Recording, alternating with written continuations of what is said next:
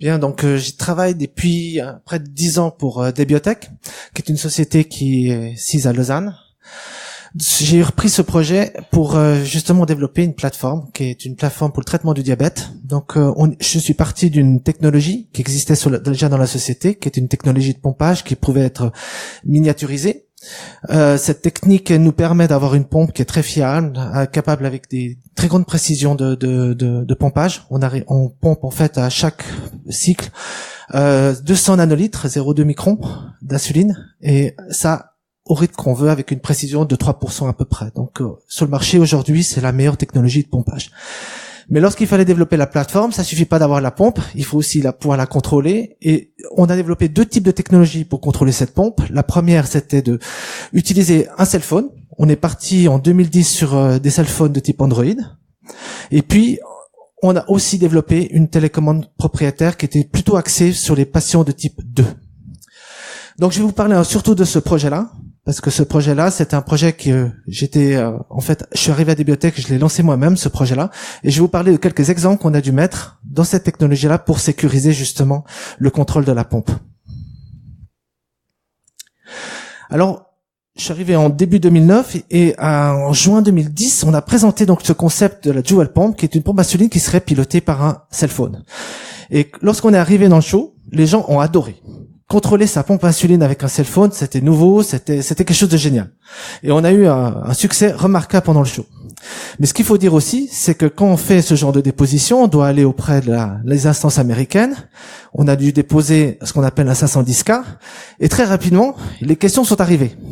Et la question, c'est comment vous allez assurer la sécurité du téléphone. Pourquoi? On a eu un meeting avec la FDA. À ce moment-là, ils nous ont dit, vous savez, ce qu'on craint le plus, c'est que les diabétiques, ils aiment bien aller voir sur les sites internet, typiquement les conversions, vous savez, entre carbohydrates et puis insuline. Donc pour jauger les aliments, ils vont sur des sites internet qui sont même pas sécurisés et ils regardent les conversions. Vous imaginez quelqu'un qui arrive à mettre un virus sur un site comme ça, qui arrive à plomber la pompe. Vous téléchargez gentiment ces virus dans les pompes et vous déclenchez en même temps tous les virus la même nuit. Et vous mettez une overdose d'insuline, ce qui veut dire que tous les patients qui sont connectés meurent pendant la nuit. Sans rien s'apercevoir, c'est illico, c'est instantané et c'est efficace. Donc la question était tout à fait d'appoint par rapport à ce système-là. Donc on a repris notre copie. Et puis avant de parler de la copie, je vais vous parler justement du concept que Pierre-Yves vous a déjà parlé.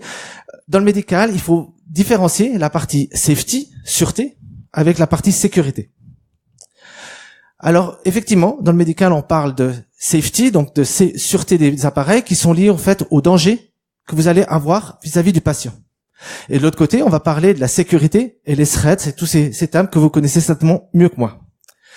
Au niveau médical, tout ce qui est safety, ça s'adresse en fait à des phénomènes souvent aléatoires qui vont créer en fait des situations de danger pour le patient. On évalue ces situations avec des probabilités et puis des sévérités, donc quelle est l'incidence de ce danger sur le patient. La norme qu'on utilise pour ça, c'est justement la norme ISO 14971 qui était citée tout à l'heure, qui nous permet d'avoir un processus pour gérer ces évaluations. De l'autre côté, lorsqu'on parle de sécurité, on est face à quelque chose qui n'est pas du tout aléatoire, mais qui est pensé par des gens qui cherchent à faire quelque chose dans un but précis. Soit d'attaquer un patient, soit de mettre en jeu une thérapie. Il y a un but précis. Donc d'un côté, on a des phénomènes qui sont plutôt aléatoires, stochastiques et statiques, et de l'autre côté, on a des phénomènes qui vont être dynamiques et quantitatifs par nature. Donc face à ça, on va devoir gérer 2 choses qui sont complètement différentes, 2 paradigmes complètement différents. Et puis, nous, ce qui nous intéresse, c'est ce qui est au milieu de ces 2 paradigmes, c'est-à-dire les threats de sécurité qui mettront en danger la santé du patient. C'est ça qu'il nous faut surtout traiter au niveau du médical. Donc, si je reprends mes 2 paradigmes, donc d'un côté, vous avez des ingénieurs qui vont travailler sur le design des appareils médicaux et qui vont s'intéresser à la safety de cet appareil, et comme l'a mentionné M. Regemet, ils vont faire du design pour justement limiter les probabilités d'avoir ces dangers.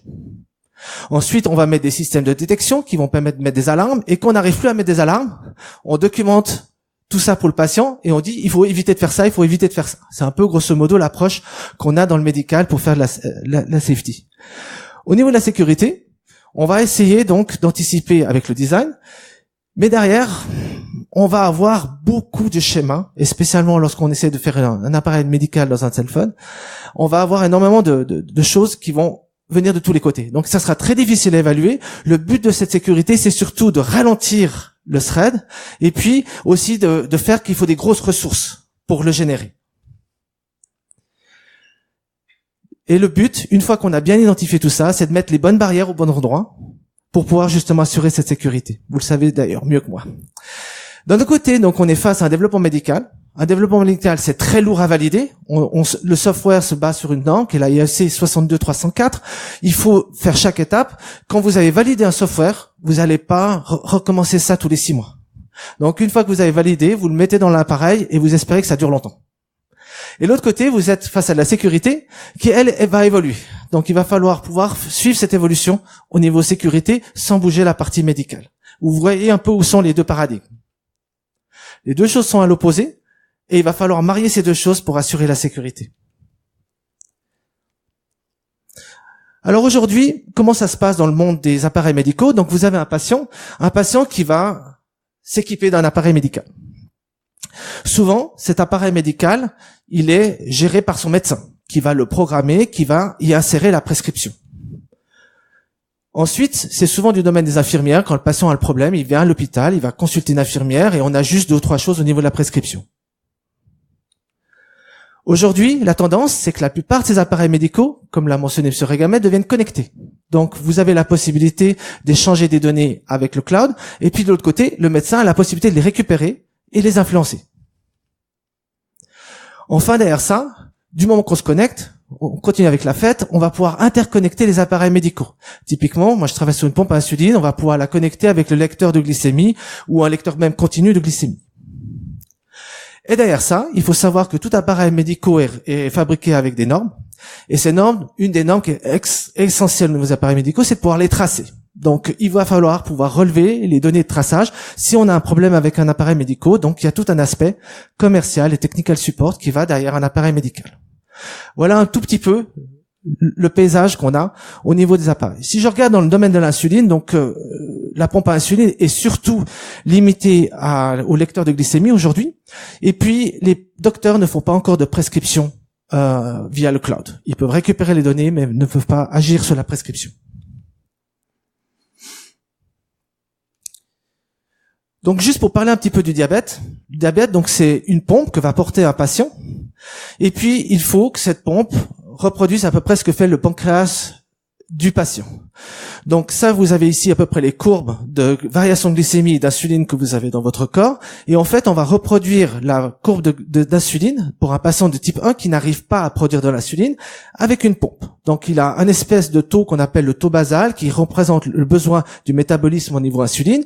Et puis on rajoute des pics qui vont compenser l'insuline qu'il faut pour ingérer le repas.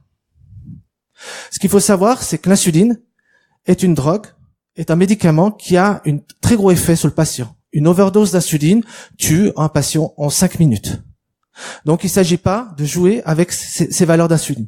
L'autre aspect, c'est l'hyperglycémie. Si vous manquez d'insuline, un patient manque d'insuline, ça crée des complications à long terme au niveau cardiovasculaire, etc. Donc il s'agit pour une pompe de bien gérer la bonne quantité d'insuline selon les besoins du patient. Le traitement est donc complexe. Et puis, pour rendre ce traitement encore plus complexe, il faut savoir que celui qui gère ce traitement, c'est le patient. Il va recevoir des indications du docteur, mais après, c'est lui qui va gérer son propre traitement. En plus de ça, on est dans un domaine à la maison, où vous avez tout ce qui va arriver, hein, le chien qui va prendre la télécommande, vous imaginez tous les événements qu'on peut avoir à domicile. Et puis, tout ça, il faut savoir que vous pouvez pas suspendre le traitement pendant une longue période, parce que le patient va partir en hyperglycémie. Et puis, il faut éviter toute overdose qui peut tuer le patient. Donc voilà la gestion qu'on a pour cette thérapie au niveau d'un appareil médical. Donc si je regarde avec toutes ces connexions et tout ce système-là, je commence à m'intéresser au type de hacking qu'on peut avoir au niveau de la sécurité. C'est ce qu'on a fait donc à partir de 2010. On a posé le décor, on a dit bon, qu'est-ce qui peut y arriver? Alors d'abord, il y a le problème de la communication. Si je jamme la communication, par exemple, le lien Bluetooth qu'il y a entre les deux appareils, entre la pompe et le téléphone, plus possible de communiquer. La communication ne passe pas, elle est jammée, elle est simplement sursaturée, donc elle n'arrive pas à communiquer. Vous devez arrêter la pompe, ça ne marche pas. Ce que nous, on a prescrit, il fallait simplement enlever la pompe là, pour la déconnecter du corps du patient. C'est ce qui est le plus rapide et le plus efficace. Donc, vous avez partout des endroits où vous pouvez jammer la communication. J'ai aussi mis ici le jamming de l'écran. Si un patient il doit régler sa thérapie puis son écran s'éteint, ou il est occupé par une autre application, il va pas pouvoir gérer son appareil. Donc le problème de la prioritisation des écrans sur un téléphone est aussi un problème. L'autre type de threat qu'on peut avoir, c'est le vol des données personnelles. Aujourd'hui, beaucoup de gens cherchent à connaître ces données.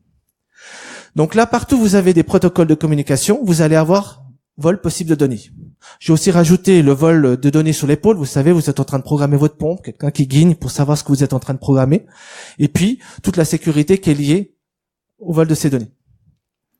Ensuite, le troisième type de threat qu'on peut avoir, c'est la corruption de données. Ça peut être la corruption de données, mais la corruption de code aussi, pour donner un faux renseignement au code.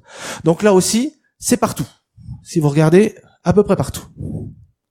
Et puis si je rajoute encore le dernier, c'est les données qui sont vraiment liées au traitement, qui sont liées à la safety. J'ai juste voulu rajouter celle-ci. On les retrouve à peu près partout où vous avez la corruption de données. Donc voilà, quand vous regardez, ce qu'il faut sécuriser. Comment adresser ça? C'est la question qu'on s'est posée en 2010. Parce que lorsque vous allez introduire la sécurité, si vous introduisez déjà rien qu'un code PIN, pour un patient, c'est pas facile. Il faut se souvenir de son code, de ses données d'accès. Si je vais être connecté à un serveur, il faut savoir ses données d'accès. Vous savez que les patients diabétiques sont souvent des personnes âgées, spécialement les patients de type 2, 50, 60 ans, qui n'ont pas forcément l'habitude de faire toutes ces choses. Ensuite, la deuxième chose que je vous ai montré, c'est qu'on peut bloquer la thérapie. Si je bloque la communication, je ne peux plus contrôler mon appareil. Et enfin, je rajoute de la complexité, c'est-à-dire si je mets des crypto-composants dans mes pompes, etc., je vais augmenter ma consommation, donc réduire l'utilisation de mon appareil. Et enfin, vous avez des architectures complexes de communication qui apparaissent. Tout ça, il va falloir gérer. Donc en fait, ce qu'on a, c'est qu'on a partout des actes qui vont soit arrêter la thérapie, soit mettre en danger la vie du patient. Alors, je vais juste vous dire une des solutions qu'on a mises, c'était de mettre une virtual machine dans le téléphone. C'est la première situation qu'on a implémentée en 2011. Donc, à partir d'un bout de loader, on a fait deux partitions. Une première partition qui est pour le téléphone ouvert, l'autre pour l'environnement médical. Donc, depuis la partition ouverte, vous pouvez aller sur Internet, vous pouvez aller télécharger des données, vous pouvez même contacter votre médecin en utilisant le téléphone. Vous pouvez géolocaliser, donc beaucoup d'avantages. Et puis, on avait une partition médicale qui contrôlait le hardware, les priorités sur le hardware, la gestion de l'écran, et puis le contact avec la pompe. Avec cette solution-là, si je regarde mon clivage, en fait, on a déjà résolu tous les problèmes autour du téléphone. Mais ça suffisait pas. On avait encore beaucoup de problèmes à résoudre. Comme vous voyez, encore beaucoup de grands triangles. Donc, on a repris notre copie, on s'est dit comment on va pouvoir sécuriser ça. La deuxième chose donc qu'on a dû mettre, et qu'on a mis, c'était de mettre en fait dans le téléphone, de devenir propriétaire du téléphone et de mettre une deuxième SIM card dans le téléphone. En fait, cette deuxième SIM card est liée à la gestion de l'appareil médical. Donc avec cette SIM card, je vais juste vous décrire les éléments qu'on a pu corriger. Première chose, une SIM card, c'est facile à utiliser. Tous les patients savent mettre une SIM card dans un téléphone. On a fait des essais, c'est quelque chose que chacun sait faire. Deuxième chose que pouvait faire la SIM card, elle allait sécuriser la pompe. En fait, ce qu'il faut savoir, c'est qu'on allait marier la pompe à la SIM card pendant le manufacturing. C'est-à-dire que vous allez associer la SIM card à une pompe. Donc, pour faire marcher ma pompe avec mon téléphone, j'ai juste à mettre la SIM card dans le téléphone. C'est tout. Et toutes les données de communication, Bluetooth, etc., étaient dans la SIM card. Donc, pas besoin de mettre la pompe en découverte, pour ceux qui connaissent un peu Bluetooth, et pas besoin donc de exposer ma pompe à un thread. Donc, comment j'ai fait ça? On a introduit en fait la SIM card pendant le manufacturing pour pouvoir échanger toutes les données de connexion. Ensuite, la SIM card me permettait aussi de me connecter au cloud. Avant ça, elle me permettait aussi de sécuriser le téléphone. Le bootloader était associé à la carte. Sans la carte, la partition médicale n'est pas ouverte. Vous mettez la carte, la partition médicale s'ouvre et est sécurisée. Et enfin, Si je dois me connecter sur un serveur, pas besoin de retenir les coordonnées d'accès. C'est la SIM card qui vous donne l'URL, qui vous donne toutes les coordonnées. Elle est gérée par le médecin qui l'associe en fait à votre dossier patient. Donc en fait, avec cette SIM card, en fait, si je regarde, juste un peu vite, voilà, en fait, vous allez résoudre la plupart des triangles qu'on avait autour du téléphone. On a encore rajouté des systèmes pour sécuriser la transfert dans la mémoire de la pompe. Je vais juste passer par ça parce que c'est une chose un peu plus technique, mais je vais surtout aller à la conclusion. En fait, nous avons rajouté, là je vous ai juste cité 2-3 exemples, on a encore d'autres bien sûr, mais rien qu'avec 2 choses relativement simples, une SIM card, une virtual machine dans le téléphone, on voit qu'on a réussi à contrôler la remote control, on voit qu'on a réussi à ouvrir un appareil médical au cloud, et puis on a réussi à faire ça en gérant un médicament qui peut être potentiellement dangereux. On a réussi à limiter les accès qui peuvent conduire à la corruption de données et puis du traitement. Et puis, tous ces moyens ne consomment quasiment pas d'énergie. C'est aussi un besoin lorsqu'on utilise un appareil médical, c'est de gérer la consommation. Et enfin, mettre une SIM card dans un téléphone et taper un code PIN, un seul, c'est quelque chose que tout patient peut faire, même un diabétique de 60 ans.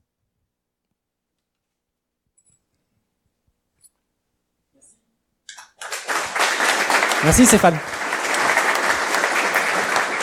Merci beaucoup. Restez avec nous parce que Stéphane, restez avec nous parce qu'on va prendre des questions. En tout cas, vous avez retenu le message. Aimez votre pancréas. Hein? Salade de boulgour, quinoa. On lui parle le soir en se couchant. Hein? On chérit son pancréas. Je sais pas où il est, mais en tout cas, je le kiffe, le mien. Est-ce que vous avez des questions? Ça a laissé tout le monde. Wow. Ah, monsieur. Attendez.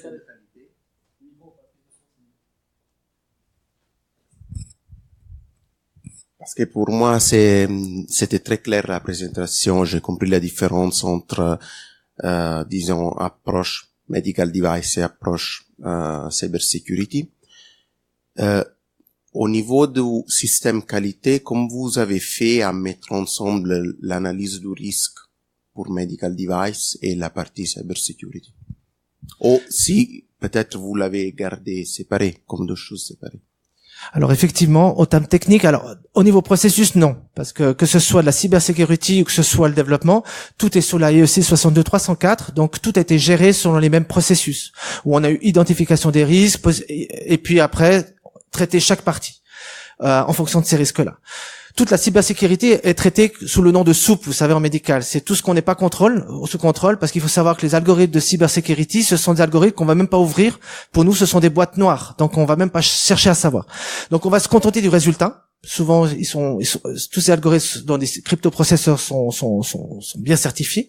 Et puis, ce qu'on va faire, c'est qu'on va faire confiance, en fait, aux normes qui sont généralement utilisées pour la cybercrypto. Et on va faire des tests avec des multiples tirages pour être sûr que le système fonctionne et est répété. Et c'est tout ce qu'on va faire. Autrement, ce que nous, on a fait aussi dans cette approche, on a bien sûr été contacter des sociétés qui sont spécialisées dans le threat. Et puis, on leur a mis la pompe et puis le téléphone entre les mains. Et puis, on a essayé de voir, en fait, s'ils arrivaient à trouver des vulnérabilités. Mais on a initié ça en 2012 parce que, comme l'a très bien mentionné M. Regamet, on n'a aucune norme dans le domaine médical pour l'instant pour la cybersécurité. Donc nous, on voulait évaluer les vulnérabilités si on les avait bien couvertes. Et puis la façon qu'on les a couvertes, c'est qu'on a à chaque fois qu'on avait une fenêtre, on mettait des barrières. Une seconde question? Oui, au fond de la salle, j'arrive.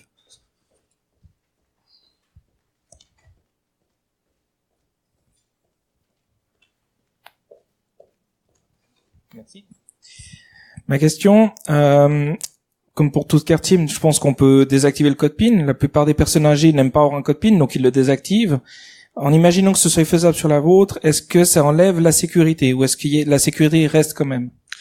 Alors en fait, il faut savoir que notre pompe initialement a été déjà prévue avec un code PIN. Pourquoi j'avais mis un code PIN sur la pompe, c'est que j'avais toujours peur vous savez, quand on développe un appareil, on pense que tous les gens vont l'utiliser, on l'espère du moins, et donc on devait prévoir l'idée que dans une même salle, il y a 2 patients qui ont le même système et qui interchangent en fait leur téléphone. Le problème, c'est que si je fais ça, je risque de programmer la pompe de l'autre patient en pensant programmer la mienne. Donc je devais trouver ce qu'on appelle mitigation à ce problème-là. Donc on avait mis un code PIN dans ce but-là, c'était pour éviter qu'il y ait un cross des appareils médicaux. Donc, un code PIN, vous devez l'avoir pour cette mitigation-là. En fait, le code PIN de la SIM card, personne ne le voit. Il est généré, en fait, par la pompe. Dès que vous avez ouvert la pompe, elle vous donne le code PIN pour ouvrir la carte. Et c'est le système qui le transmet. Donc, il n'y a jamais de risque de fermer la carte, puisque c'est le software qui va assurer le code PIN de la carte. Pas besoin du PUC ou des autres choses comme ça pour ouvrir une carte qui se serait mal ouverte. Ça répond à votre question. Une dernière question? On enchaîne? On enchaîne.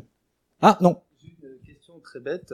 Que se passe-t-il si l'utilisateur perd son téléphone? Vous avez mitigé le risque comment? Enfin, la situation comment? Alors oui, ça c'est toujours la même chose, c'est quand vous cassez la pompe, la seule façon c'est d'attendre qu'on vous en fournisse une autre. Dans ce cas-là, effectivement, le patient va perdre la carte SIM et donc plus accéder à sa pompe. Donc la pompe qu'on a, en fait, elle va garder votre compensation au niveau du métabolisme, parce que le taux basal se répète tous les 24 heures, et vous avez des boutons pour programmer vos bolus directement sur la pompe. Vous n'êtes pas obligé d'avoir le téléphone. Par contre, c'est clair que si vous avez une alarme ou une chose comme ça, vous n'allez pas pouvoir l'interpréter parce que la pompe cette pompe-là, c'est une pompe qui est prévue d'être sous les vêtements, donc il n'y a pas d'affichage. Donc vous n'allez pas pouvoir identifier l'alarme. Vous allez savoir en fonction du signal d'alarme si c'est dangereux ou pas, ce qu'on appelle dans le jargon médical la priorité du signal, mais vous n'allez pas savoir pourquoi le signal est là. Et en fonction de la priorité, vous enlevez la pompe. Si c'est bas niveau, vous pouvez attendre parce qu'il n'y a pas forcément de problème de temps. Et il faudra attendre. Le problème qu'il y a, c'est qu'après, effectivement, on va envoyer au patient le dessus de la pompe, la partie électronique, avec une nouvelle SIM card pour un téléphone. Par contre, l'avantage que vous avez, c'est que si vous n'avez pas votre téléphone, vous pouvez récupérer votre SIM card, ou si vous cassez votre téléphone, et vous mettre sur le téléphone de quelqu'un d'autre, pour autant qu'il a le deuxième slot de SIM card. Et là, vous pouvez simplement introduire le SIM card sur l'autre téléphone, sachant que le dossier patient que vous allez mettre dans le téléphone est encrypté par votre SIM card. Donc, en fait, vous pouvez avoir deux dossiers patients sur le même téléphone, sans avoir le problème de la sécurité du vol de données et du croisement de données, puisque les deux dossiers sont encryptés par une SIM card différente, donc vous n'allez pas avoir ce problème de cross. Donc vous pouvez utiliser le téléphone pour autant que vous avez cette solution avec tous les patients. Il y aura à chaque fois un dossier patient qui sera sécurisé par votre SIM card, donc vous êtes sûr que personne ne va pouvoir ouvrir vos données. On va trouver une faille, on va y arriver, on va arriver à la pêcher. Moi, j'en ai une. Attendez, j'en ai une. Vous disiez tout à l'heure que la pompe, elle est reliée avec un lecteur d'insuline. Vous avez sécurisé comment la connexion entre les deux? Si vous avez vu mon dessin, en fait, les trois choses qu'on n'a pas pu sécuriser, c'est le fait que le patient puisse, que quelqu'un vole les données par-dessus le dos du patient. Ça, je peux pas éviter. Et puis la deuxième chose, si vous avez regardé mes slides, en fait, on n'a pas pu sécuriser la donnée sur le CGM. Parce que pour l'instant, les CGM ne sont pas munis de ce système de sécurité. Donc là, effectivement, la seule chose, c'est que le patient reçoit les données et on lui demande de confirmer les données avec son PIN code avant de les mettre sur la pompe. Bonsoir, merci. Philippe Blandin. J'ai juste une question. Les données sont sur le téléphone et sécurisées par la SIM, ou elles sont aussi présentes à l'intérieur de la SIM au cas où il y a une défaillance du téléphone? En fait, elles sont présentes dans la pompe. C'est la pompe qui sert de mémoire. On n'a pas utilisé la SIM comme zone de mémoire. On a la pompe et le téléphone, et les données sont juste sur le téléphone avant qu'elles soient montées sur le cloud. Au moment qu'elles sont montées sur le cloud, on nettoie aussi les données du téléphone. Il est incollable, il a la réponse à tout. Merci beaucoup Stéphane. Merci.